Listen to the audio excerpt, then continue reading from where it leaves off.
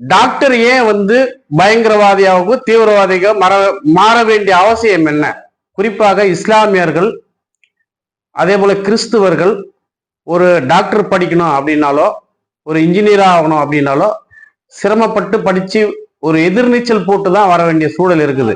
இவங்கெல்லாம் மேல வரக்கூடாதுன்னு சொல்லி பல வகையில தடுக்கிற வேலையை திட்டமிட்டு பிஜேபி செய்யுது.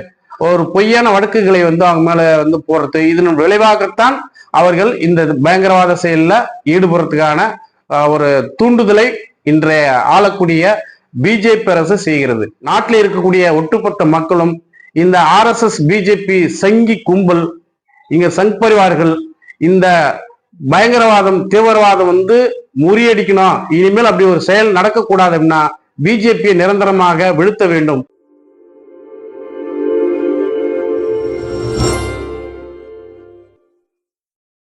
அன்பார்ந்த தமிழக மக்களே, நண்பர்களே, மக்கள் அதிகாரம் அமைப்பின் சார்பாக வணக்கத்தை தெரிவித்துக்கிறேங்க.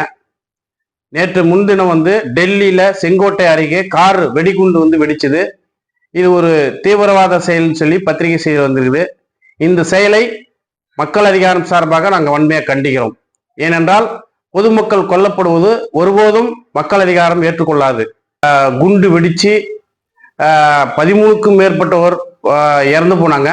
அதே போல நிறைய பேர் காயம் அடைஞ்சிருக்கிறாங்க. அப்போ இதுக்கு என்ன காரணம்? இந்த குண்டு வெடிப்புக்கு யார் காரணம் என்பது கேள்வியா இருக்கிறது. இந்த தீவிரவாதத்தை செய்தது யார் அப்படின்னு சொன்னா, குறிப்பாக அரசு சொல்லக்கூடிய விவரம், ஒரு டாக்டர்கள், ஒரு பெண் டாக்டர், ஒரு ஆண் டாக்டர் இதுல ஈடுபட்டு இருக்கிறாங்க அப்படின்றத செய்தித்தாள்ல வந்துட்டு இருக்குங்க. குறிப்பா டாக்டர் ஏன் பயங்கரவாதியாகவும் தீவிரவாதியாக மாற வேண்டிய அவசியம் என்ன? ஒரு இஸ்லாமியர் என்றால் அவங்க எந்த டாக்டரா இருந்தாலும், இன்ஜினியரா இருந்தாலும், விஞ்ஞானியா இருந்தாலும் அவங்க பயங்கரவாதியாக சித்தரிக்கிறது, அவர்களை முத்திரை குத்துவது இந்திய அரசுடைய நோக்கமா இருக்குது. கடந்த காலங்களில் காஷ்மீர்ல இருக்கக்கூடிய அப்சல் குரு நாடாளுமன்றத்தை தாக்குனார், அவரை தூக்கில போட்டாங்க. போட்டது இந்திய அரசு. குறிப்பா அப்சல் குரு யாரு? ஒரு பேராசிரியர். ஒரு பேராசிரியரை எந்த விதமான ஆதாரம் இல்லாம அவரை கைது செஞ்சு தூக்கில போட்டது ஒரு அநீதி இல்லையா? அது ஏன் செஞ்சது என்றுதான் போகிறோம். அப்போ போலீஸ் எந்த ஆதாரமும் கொடுக்கல. தேசிய வெறியை ஊட்டுவதற்காக திட்டமிட்டு இந்திய அரசு செஞ்ச சதி அப்சல் குரு தூக்கில போட்டது. அப்போ மக்களை சந்தோஷப்படுத்தணும், தேசிய வெறி ஊட்டி அப்படின்னு செய்யப்பட்ட ஒரு சதி செயலாத்தான் இந்திய அரசே அதை செஞ்சதுங்க. தொடர்ச்சியான பயங்கரவாதத்தையும் தீவிரவாதத்தையும் உருவாக்குவது யார்? இந்திய அரசு தான். இதை பாகிஸ்தானில் இருக்கக்கூடிய பிற முஸ்லிம் அமைப்புகள் தீவிரவாதத்தை பயன்படுத்துகிறாங்களா? ஆமா, பயன்படுத்துகிறாங்க. ஆனால் தீவிரவாதத்தை உருவாக்குவது, அதை ஊக்குவிப்பது, அதுக்கு தள்ளி விடுவது யார் அப்படின்னால் இந்திய அரசு தான். அப்ப டாக்டருக்கு என்ன பிரச்சனை? ஏற்கனவே தீவிரவாதிகள் பயங்கரவாதிகள் தான் குண்டு வெடிப்பாங்க. ஏன் டாக்டர் போயிட்டு குண்டு வெடிக்கணும்? என்ன காரணம்? அப்ப குறிப்பா ஒரு பெண் டாக்டர், ஒரு ஆண் டாக்டர், இவங்கெல்லாம் சம்பந்தப்பட்டதா பத்திரிகை செய்தியில் வருது. அப்போ காஷ்மீர்ல மக்கள் வாழவே முடியாது என்ற நிலைமை உருவாக்குனது யாரு? பிஜேபி.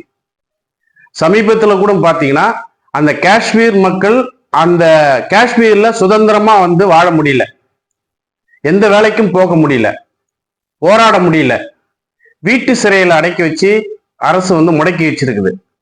அப்போ அந்த மக்களுடைய கோரிக்கையை நிறைவேற்ற தகுதி இல்லாத ஒரு அரசாத்தான் பிஜேபி அரசு இருக்குங்க. அப்போ ஒரு டாக்டர் தன் தொழிலை செய்யாம இப்படி ஒரு செயல்ல ஈடுபடுறாரு அப்படின்னா அது காரணம் யாருன்னா பிஜேபி தான் காரணம். அப்ப பிஜேபி தான் இந்த கார் குண்டு வெடிப்புக்கு தள்ளி விட்டுருக்கு அவங்கள. அவர்தான் குற்றவாளிகள். ஆகவே முழுக்க முழுக்க பிஜேபி அரசு தான் இதுக்கு பொறுப்பேற்க வேண்டும்.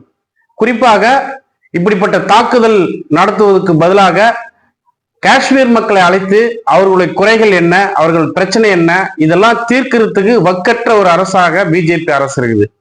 அப்போ மீண்டும் தீவிரவாதத்தை தூண்டுவது, பயங்கரவாதத்துக்கு உருவாக்குவது யார் அப்படின்னா பிஜேபியா தான் இருக்குது. இதுதான் அந்த செயலை தூண்டி விடுது. அதுல எந்த மாற்றமும் கிடையாது. அப்போ இந்த கார் குண்டு வெடிப்பு என்பது நாடு முழுக்க இன்னைக்கு பேர் அபாயத்தை ஏற்படுத்தியிருக்குதுங்க. இதோட மட்டுமல்ல, குறிப்பாக இந்த இஸ்லாமியர் அப்படின்றாலே பயங்கரவாதி, தீவிரவாதி இப்படிதான் சித்தரிக்கப்படுகிறது. இந்த பிஜேபி அரசுல குறிப்பாக இஸ்லாமியர்கள், அதே போல கிறிஸ்துவர்கள் ஒரு டாக்டர் படிக்கணும் அப்படின்னாலோ, ஒரு இன்ஜினியர் ஆகணும் அப்படின்னாலோ சிரமப்பட்டு படிச்சு ஒரு எதிர்நீச்சல் போட்டு தான் வர வேண்டிய சூழல் இருக்குது. ஏனால் அவங்க பல வகையில பாத்தீங்கன்னா இப்படிப்பட்ட நபர்கள் படிக்க கூடாது, இவங்கெல்லாம் மேல வரக்கூடாதுன்னு சொல்லி பல வகையில தடுக்கிற வேலையை திட்டமிட்டு பிஜேபி செய்யுது. அப்படி இருந்து இந்த டாக்டர்கள் பார்த்தீங்கன்னா படிச்சு அவங்க எதிர்நீச்சல் போட்டு வந்தாலும் அவங்க தொழிலை செய்ய முடியல அப்படின்றது தான் யதார்த்த நிலைமை. ஏன்னா ஒரு டாக்டரா இருந்தாங்க, அந்த டாக்டர் இஸ்லாமியரா இருந்தாங்க, அவர் வீட்டுல குண்டு வச்சுட்டு அவர் வீட்டுல குண்டு இருந்தது, இல்ல கஞ்சா வச்சுட்டு கஞ்சா இருந்தது, இப்படி ஒரு பொய் கேஸை போடுறது, ஒரு பொய்யான வழக்குகளை அவங்க மேல போடுறது, இதன் விளைவாகத்தான் அவர்கள் இந்த பயங்கரவாத செயல்ல ஈடுபடுறதுக்கான ஒரு தூண்டுதலை இன்றைய ஆளக்கூடிய பிஜேபி அரசு செய்கிறது. அப்போ இந்த அரசு என்பது முழுக்க முழுக்க இஸ்லாமியர்களையும் கிறிஸ்துவர்கள் அனைவரையும் என்னதான் படிச்சிருந்தாலும் உங்களை விடமாட்டேன், எந்த தொழிலும் செய்ய விட மாட்டேன், உங்களை முன்னேற விட மாட்டேன் அப்படின்னு சொல்லி அவங்கள நசுக்கிற வேலையை இந்த பிஜேபி அரசு செய்கிறது. ஆகவே நாட்டில் இருக்கக்கூடிய ஒட்டுமொத்த மக்களும் இந்த RSS பிஜேபி சங்கி கும்பல், இங்க சங் பரிவார்கள் இந்த பயங்கரவாதம், தீவிரவாதம் முறியடிக்கணும், இனிமேல் அப்படி ஒரு செயல் நடக்கக்கூடாது அப்படின்னா பிஜேபியை நிரந்தரமாக வீழ்த்த வேண்டும். இந்த கார்பரேட் காவி பாசிசத்தை வீழ்த்தாம மக்கள் நிம்மதியா இருக்க முடியாது. இல்லை என்றால் இந்த குண்டு வெடிப்பு, இந்த தீவிரவாத செயல் தொடர்ச்சியா நீடிச்சுதான் இருக்கும். பிஜேபி இருக்கிற வரைக்கும் நீடிச்சுதான் இருக்கும். அப்ப பிஜேபிய நிரந்தரமா ஒழிச்சு கட்டணும். அதுக்கு உழைக்கும் மக்கள் எல்லாரும் ஒன்னா சேர்ந்து இந்த காவி பாசிஸ்டுகளை வீழ்த்த வேண்டும் என்று மக்கள் அதிகாரத்தின் சார்பாக கேட்டுக்கொள்கிறோம். நன்றி, வணக்கம்.